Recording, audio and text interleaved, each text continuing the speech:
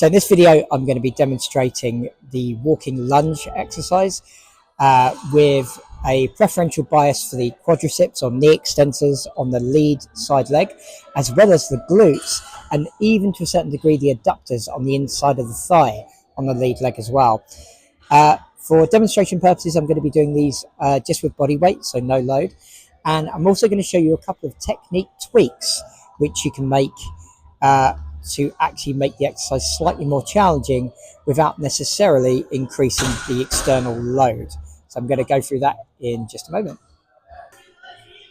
Okay, so about to demonstrate the walking lunge exercise. What I'm going to do is I'm going to pop my camera down. I'm going to back up a few good steps away from the camera, but facing towards you.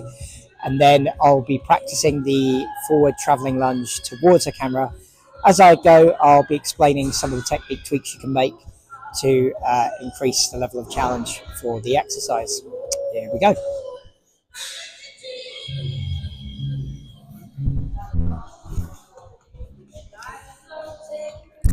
Okay, so I'm going to start with my feet around about hips width apart.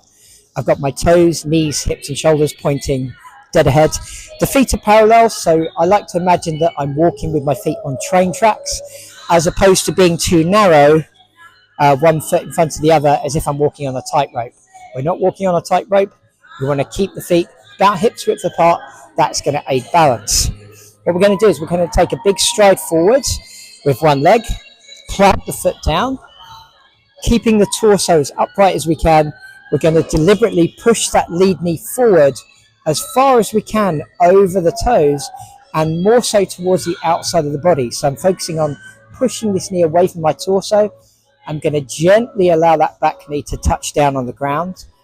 And then stepping up halfway, you can do one of three things here. You can bring that trail leg up and put it fully down so the feet are parallel before stepping into the next lunge, effectively giving you a little bit of a reprieve between repetitions.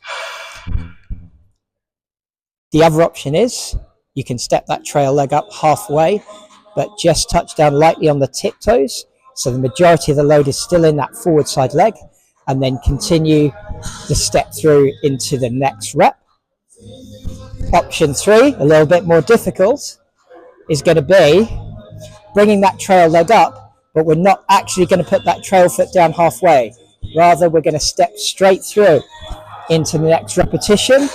So it means it keeps that load on that forward side leg for much longer during the repetition. Just creates a little bit more stimulus, a bit more fatigue before going into the next rep. So that's the movement. Again, as you step forward into each rep, you want to be really gentle coming down with that back knee. Think about gently trying to touch the ground. Imagine you've got a plate of glass below that trail knee and you want to just touch it without cracking it. I would say maybe do 2 to 3 rounds of anywhere from 10 to 20 repetitions, alternating legs each time. So try to begin with bringing the trail foot up parallel with the working leg between reps, just to aid balance and stability before going into the next rep. Then you can try bringing the trail leg up between reps and just touching down lightly with the tiptoes, so that although you're using that supporting foot for balance, the majority of the load is still in that working side leg. And then if you need to take it a little bit more advanced, you can try actually just taking that trail leg all the way through into the next repetition and continue that way. So give it a try.